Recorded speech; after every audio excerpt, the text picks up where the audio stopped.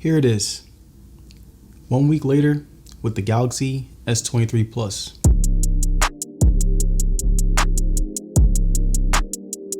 Now the Galaxy S23 Plus is very interesting because it pretty much checks off everything that would make people consider it a great phone. It has a really great looking display that looks good. It has a great battery life that was able to last me all day. It has a powerful chip that gave me a nice advantage when it came to gaming. And it gave me one of the best experiences that I've had with a Samsung phone. And looking at the S23 Plus, you would basically say that it's a steal. You basically get a really good Samsung phone without having to pay over $1,200. And I'm always wondering, why is the Plus lineup always lacking when it comes to sales? Why is it so underrated and underappreciated?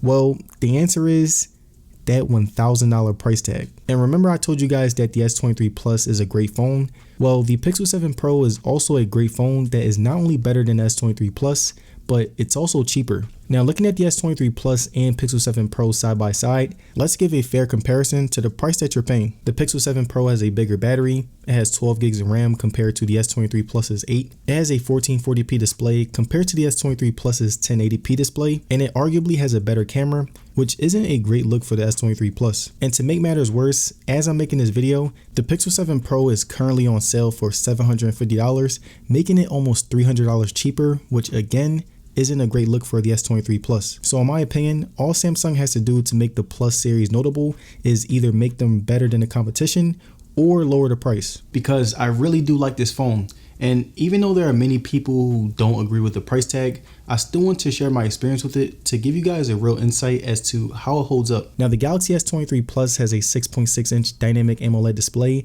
that was very impressive from the start. Even though it had a 1080p resolution, I think that it looked really good in person. Whenever I was scrolling through my phone, it looked very nice. Everything looked good, the responsiveness was very precise, and I had no complaints about the overall feel. And something else that I realized is that the display doesn't scratch up easily. I decided to rock mine without a screen protector, and so far, the resistance is holding up very well. Now the S23 Plus has a 120Hz refresh rate. Scrolling through the OS and many different apps felt as smooth as ever, and since the display has great responsiveness, it made everything feel even more precise, smooth, and sharp. The display can also drop down to 60Hz whenever it needs to preserve battery life, so if you're someone who wants extra battery life and doesn't really care about 120 or maxing out your screen resolution, the S23 Plus is definitely for you. Now looking at the bezels, they were extremely small. Right here, you can see that they're wrapped nicely around the screen and are much cleaner overall. The hole punch camera is also very small, so it won't bother you whenever you're using your phone, and this helped out a lot when I was doing things like gaming and watching a movie. Now when it comes to brightness, the S23 Plus is at 1750 nits, which is really good for whenever you're using your phone outside.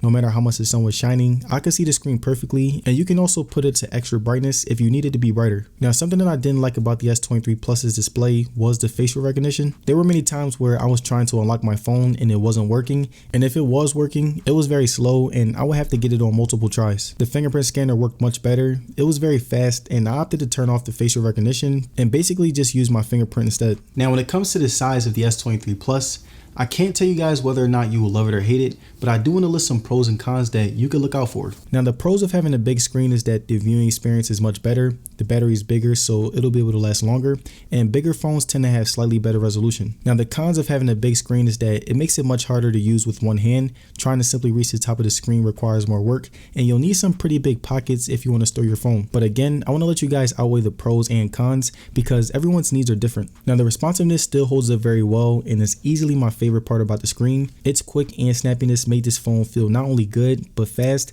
and I want to give a side-by-side comparison with how snappy it is. Right here I have my Galaxy S23 Ultra, and you can see how fast the animations are compared to the S23 Plus, and I really was impressed with both phones. Gaming was something that I did a ton of when I was using my S23 Plus. The main game that I did play was Call of Duty Mobile, and that game takes up a good amount of space and power, so it was good to see that the S23 Plus was able to handle it with ease. I was also able to see everything very clearly when watching videos, and I wanted to give you guys an idea of what it will look like when watching something and playing the game.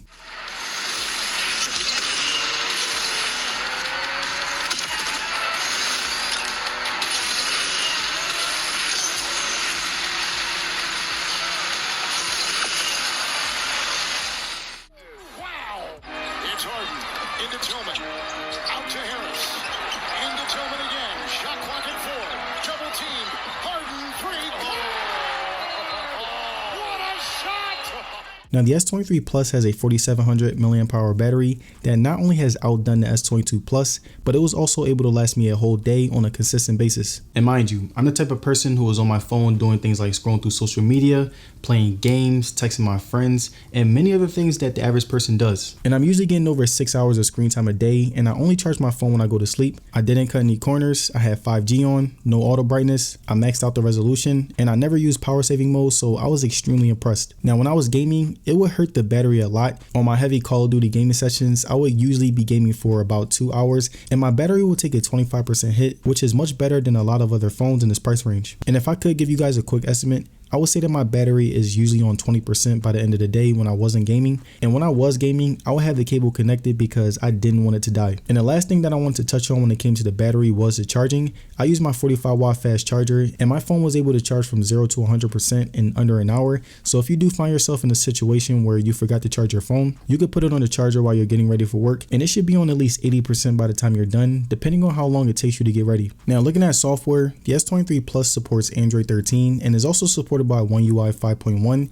and not only was it incredibly smooth, but there are many different features that make it the ultimate phone as far as customization. I really liked how I could stay connected to my Google apps and calendar. I really liked that I could edit my widgets to make them dark or transparent to fit certain themes. I could use custom wallpapers. Samsung Dex was great for when I wanted to watch sports on my TV. I can edit how I want my display to react to certain notifications, and there were so many different customizations that can make this phone truly yours. And in terms of software sleekness, I felt the sleekness all the way through. Like I said about the S23 Ultra and S23, Samsung phones are typically very sharp when it comes to optimizing software, and I also loved how I felt like every bit of the S23 Plus's 6.6 inch screen was used. There was no dead space, and they didn't just blow up everything on the screen to make it look bigger. It truly feels like the software is meant for a screen as big. I also decided to test out some games on the S23 Plus. I play Asphalt 9, which is a game that can really test out the chip, and as you can see, it held up very well, and I didn't get any lags while playing. Now something else that I wanted to touch on was the haptics. Receiving phone calls and text messages felt really great, and I really like how Samsung made you feel everything that you do on this phone.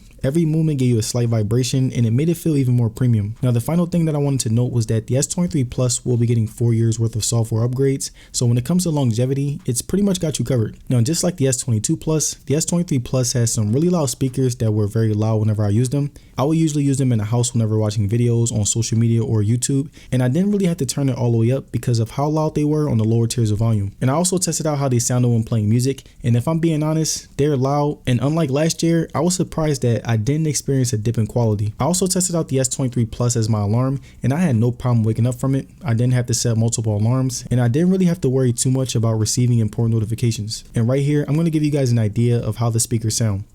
6 to shoot. On its way. Kobe Bryant. How often have we seen that? Playing tonight. He has a sore knee. In fact, they may shut him down until after the All-Star break. Kobe Bryant has hit again. Bryant has started 3 of 4.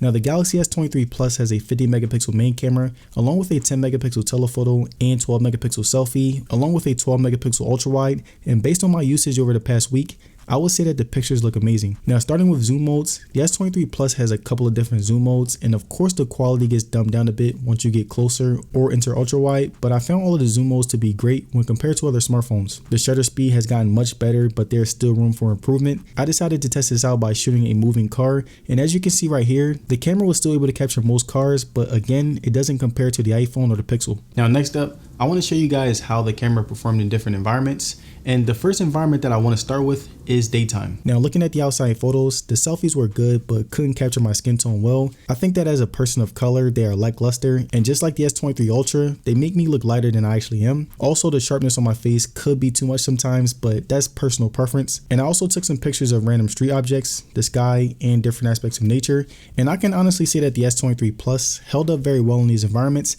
and I'm really impressed since the sharpness did a lot better with the main camera. Now in the night setting, I would pretty much say everything looked good. The camera will automatically switch into night mode, and once I snap the shot, it will brighten up everything in the photo so that you can see everything very clearly. And again, it looks really good, but the only complaint that I have is the shutter speed when going into night mode. Now taking a look at inside photos, the S23 Ultra was able to capture everything very nice, and I found the pictures to be slightly less aggressive than the outside pictures in terms of sharpness. Whenever I took selfies at night, it didn't look good because again, it wants me to be lighter than I actually am, and the brightness didn't correlate as well. Now when it comes to shooting video, the S23 S23 Plus is a really good phone that was able to capture really quality shots. You have many different modes and frame rates to choose from, but I prefer to shoot my videos in 8K at 30 frames per second because not only does it look good in 8K, but the 30 frames makes it look smooth, but not as smooth as 60 frames would. The video stabilization was really good. I shoot videos with my phone, so whenever I'm shooting my subject, I can use everything handheld and the movements will be very smooth, which was very impressive. And for fun, I decided to try out the stabilization to the max, and if I'm being honest, it was pretty good. There are better options out there, but you'll be very satisfied with this one. So all in all, I would definitely say that the S23 Plus has a good video camera that'll give you some good consistent shots. So if you're someone who wants to shoot content or you just want a solid camera, it's definitely got you covered. Also, here's some extra videos that I was able to get.